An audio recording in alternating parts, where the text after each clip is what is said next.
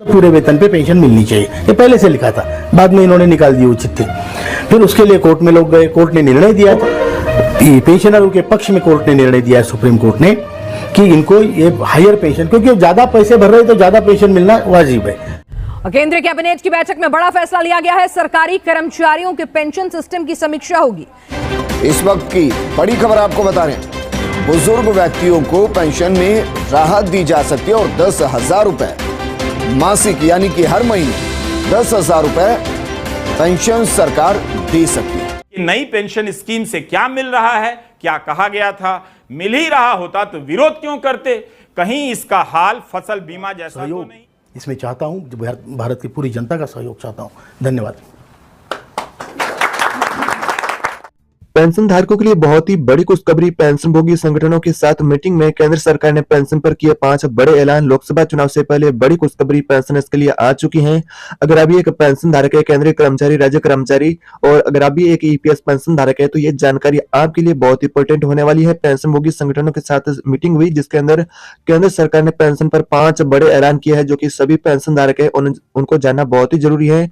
और साथ ही लोकसभा चुनाव से पहले बड़ी खुशखबरी पेंशनर्स के लिए क्या जारी की है, जिसके अनुसार अगर बात करें केंद्रीय कर्मचारी, राज्य कर्मचारी हैं और ईपीएस के पेंशन धारक है, उन सभी को क्या बड़ी यानी कि तोहफे मिलेंगे, उनके बारे में बात करेंगे कि आखिरी 5 बड़े ऐलान बताए जा रहे हैं। इन ऐलानों का आपको क्या फायदा होने वाला है और पेंशन जुड़ी, साथ ही ईपीएफओ से और सुप्रीम कोर्ट से क्या अपडेट होने वाली है। तो ईपीएस पेंशन धारक है उनके लिए और एनपीएस के जो पेंशन धारक है, केंद्रीय कर्मचारी है, उन्हें सभी के लिए वीडियो बहुत ही महत्वपूर्ण होने वाली है। अगर आप भी इनमें से आते हैं तो इस वीडियो को आखिर तक ध्यान से देखते रहिएगा। तो वीडियो में आगे बढ़ने से पहले आपसे छोटी सी रिक्वेस्ट है कि अभी तक आपने इसी चैनल को सब्सक्राइब नहीं किया है तो चैनल को सब्सक्राइब कर दीजिएगा, साथ ही बेल आइकन को भी ऑल पर प्रेस कर देना है, ताकि आपकी ईपीएस पेंशन से जुड़ी इस तरह की तमाम महत्वपूर्ण जानकारी सबसे पहले आपको देखने को मिलती रहे। चलिए जानते हैं सारी जानकारी को विस्तार से। ईपीएस के पेंशन धारकों के लिए सबसे बड़ी अपडेट आ रही है, जिसमें कि पेंशन पर जो मोहर लग चुकी है 3 मांगों को लेकर, जिसमें कि पेंशन है, मेडिकल है, वेतन लिमिट, इसको लेकर बड़ी खबर देखने को मिली है।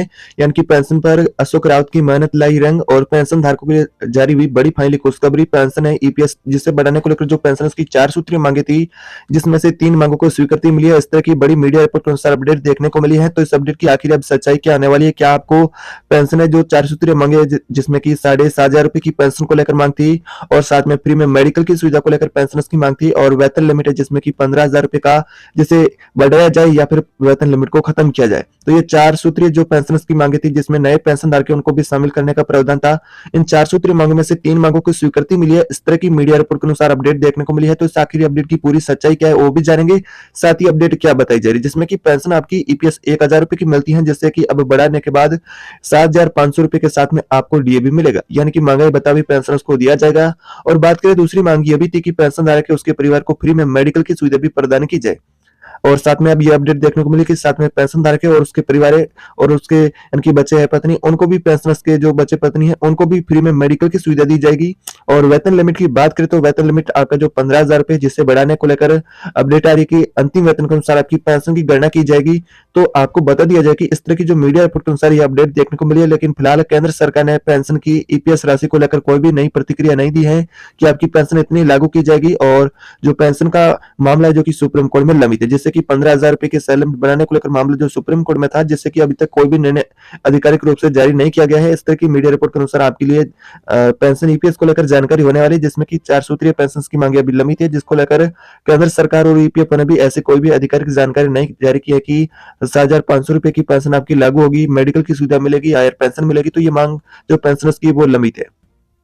तो इस तरह की ईपीएस पेंशन धारकों के लिए खबर होने वाली। अब जानते हैं कि आखिर आपके लिए ओपीएस को लेकर भी पेंशन की मांगे तक की, जिसमें ओपीएस बहाल किया जाए।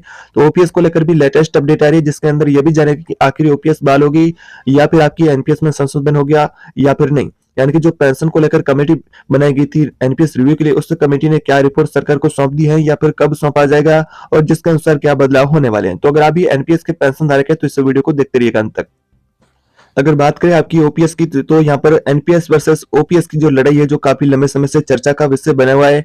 और पेंशन धारक चाहते हैं कि सरकार ओपीएस पर से बहाल करे, और केंद्र सरकार ने जो कहे तो कमेटी बनाई थी एनपीएस रिव्यू के लिए, जिसमें कि ये यानी कि पता चलेगा कि एनपीएस में कौन कौन से बदलाव अब होने चाहिए और क्या क्या यानी कि पेंशनर्स को फिलहाल लाभ मिल रहे हैं, जिसके अनुसार पेंशनर्स को कितनी पेंशन एनपीएस मिल रही है, जिसका रिव्यू करने के लिए जो कमेटी बनाई थी उस कमेटी का भी रिपोर्ट सरकार को सौंपी जाने वाली है। आपको बता दें कि केंद्रीय कर्मचारियों की पेंशन की स्कीम में होगा ये बड़ा बदलाव। बदलाव। और अगर बात करें संशोधन की, तो अंतिम सैलरी के लगभग 30 से 40% तक या फिर 50% तक आपको पेंशन मिलेगी। यानी कि जो अगर देखा जाए तो 40 से 45% या फिर 50% तक आपको पेंशन है जो मिलेगी। जैसा कि ओपीएस में आपकी 50% पेंशन मिलती थी, आधा रकम आपको, जिसमें आपको कोई योगदान की जरूरत नहीं होती थी। लेकिन एनपीएस में आपको योगदान करने की जरूरत पड़ती है, और जिसके बाद सरकार भी योगदान करती है। उस पैसों के अनुसार जो शेयर में निवेश किया जाता है, उस रिटर्न के अनुसार आपको पेंशन मिलती है। लेकिन अब 30 से 50% का या फिर 40 से 50% की जो पेंशन का है, उसमें कैसे आपको बढ़ोतरी मिलेगी, आइए जानते हैं। इस खबर को लेकर भी मीडिया रिपोर्ट के अनुसार अपडेट देखने को मिली है कि अगर आप केंद्रीय कर्मचारी हैं तो यह खबर आपके लिए बहुत इंपॉर्टेंट होने वाली है।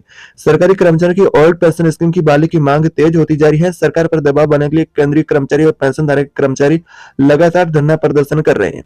और लेकिन केंद्र सरकार ने साफ कर दिया है कि उसकी ऐसी कोई योजना नहीं है। कि लोकसभा में पूछे गए सवाल के जवाब में सरकार ने यह बात कही है कि केंद्र सरकार ने कहा था कि जनवरी यानी कि 2004 को या उसके बाद नियुक्त की गई केंद्रीय कर्मचारियों के लिए ओल्ड पेंशन स्कीम को फिर से बहाल करने का भारत सरकार के सामने कोई भी प्रस्ताव नहीं है। यानी कि सरकार ने कहा है कि ओपीएस को लेकर कोई भी प्रस्ताव केंद्र सरकार के पास नहीं है कि सरकार ओपीएस फिर से बहाल करेगी।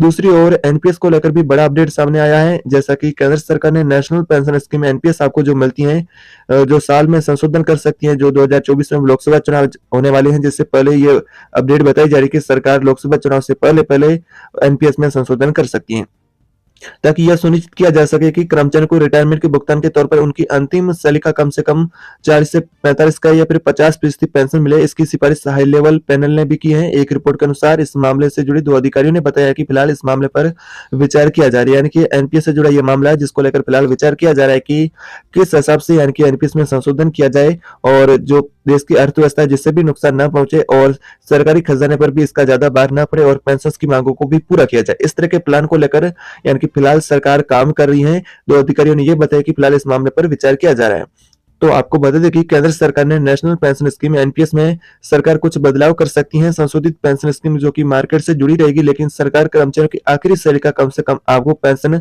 40% से यानी कि अधिक देने पर सिस्टम है जो उसको लेकर काम कर रही है। यानी कि इससे प्लान बना रही है जिससे कि पेंशन को 40% से ऊपर पेंशन मिले, और जिससे कि सरकारी खजाने पर भी ज्यादा बोझ ना पड़े, देश की अर्थव्यवस्था को भी नुकसान न पहुंचे। तो इस तरह के प्लान को लेकर काम करिए। लेकिन फिलहाल ये कमेटी ने अभी तक रिपोर्ट सरकार को सौंपी नहीं है। रिपोर्ट के अनुसार यानी कि अधिकारी को कहना है कि सरकार एक आधार राशि सुनिश्चित कर सकती है। इसका मतलब यह है कि अगर भुगतान राशि से कम है तो सरकार को पेंशन में कमी को पूरा करने के लिए हस्तक्षेप करना होगा। फिलहाल एनपीएस के तहत कर्मचारी औसत 36 से 38% जो आपको एनपीएस में यानी कि रिटर्न आपको मिल रहा है। तो आखिर एनपीएस में क्या विवाद है? तो पुरानी पेंशन स्कीम के तहत पेंशनभोगी को रिटायरमेंट के समय मिले वेतन का 50% पेंशन मिलता था, और साल 2000 यानी कि 4 में शुरू की गई ये नेशनल पेंशन सिस्टम जो कि मार्केट से जुड़ा है, यहाँ पर कोई गारंटी का आधार रकम प्रदान नहीं करती है। ये एनपीएस नई पेंशन स्कीम में एक ये बहुत बड़ा यह विवाद बना हुआ है काफी लंबे समय से। तो एनपीएस में कर्मचारियों को 10% का योगदान देना होता है, लेकिन बात करें ओपीएस में, तो ओपीएस में कोई भी सरकारी कर्मचारी को अपना यानी कि मूल वेतन से कोई योगदान नहीं देना होता है, और सरकार यहाँ पर एनपीएस में 14% का योगदान करती है, और पेंशन ऐसा 10% का योगदान करती है। उसके बाद ये पैसों को शेयर बाजार के अंदर यानी कि निवेश किया जाता है, उसके रिटर्न के अनुसार आपको पेंशन एनपीएस मिलती है। और एनपीएस में इसके अलावा एनपीएस जो रिटायरमेंट उसके समय पर कोर्स का 60% टैक्स है जो कि, और 40% रकम है उसके ऊपर यानी कि आपको टैक्स भी देना होता है। 60% टैक्स फ्री और 40% पर आपको टैक्स देना होता है। नेशनल पेंशन स्कीम में किसका कितना योगदान है? जैसा कि राष्ट्रीय पेंशन योजना के अनुसार 87 लाख और राज्य सरकार के कर्मचारी अपने मूल वेतन का 10% यानी कि योगदान देते हैं, जबकि सरकार 14% का भुगतान करती है। अंतिम भुगतान उस फंड पर रिटर्न पर यानी कि निर्भर करता है जिससे ज्यादातर सरकारी ऋण में निवेश किया जाता है। केंद्रीय कर्मचारियों के लिए यह महीना होने वाला है बहुत खास। जैसा कि आपको होली से पहले बड़ा खुशखबरी कहे तो केंद्रीय कर्मचारियों के लिए डीए को लेकर होने वाला है, जो कि कंफर्म हो गया कि 50% अब आपको डीए मिलेगा, जो कि पहले अब भुगतान आपके खातों में कब किया जाएगा, और जिसको लेकर फिलहाल अधिकारी की घोषणा नहीं की गई है कि आपके खातों में कब से यानी कि भुगतान शुरू किया जाएगा, लेकिन आपकी डीए को 50% मंजूरी मिल गई है।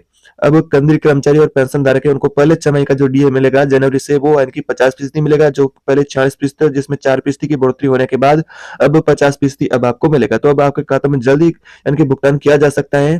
तो मार्च में इसे कभी भी यानी कि सरकार यानी कि मंजूरी मिल गई उसके बाद यानी कि भुगतान किया जाएगा। तो इस तरह की आपके लिए अपडेट होने वाली है आज दिन भर की पेंशन, ओपीएस से डीए से जुड़ी, ईपीएस पेंशन जुड़ी। तो फिलहाल बात करें, ये आपका कंफर्म हो चुका है केंद्रीय कर्मचारी का, लेकिन जो एनपीएस और ओपीएस से जुड़ा मामला और ईपीएस पेंशन से जुड़ा, इसको लेकर फिलहाल चर्चा हो रही है। कोई भी सरकार ने, ईपीएफओ ने और सुप्रीम कोर्ट ने ऐसी फिलहाल आधिकारिक कोई घोषणा नहीं की है कि आपकी पेंशन बढ़ेगी। तमाम मीडिया रिपोर्ट के अनुसार इस तरह की बहुत सारी खबरें देखने को मिलती है, लेकिन कोई आधिकारिक सरकार से फिलहाल ऐसी घोषणा नहीं हुई।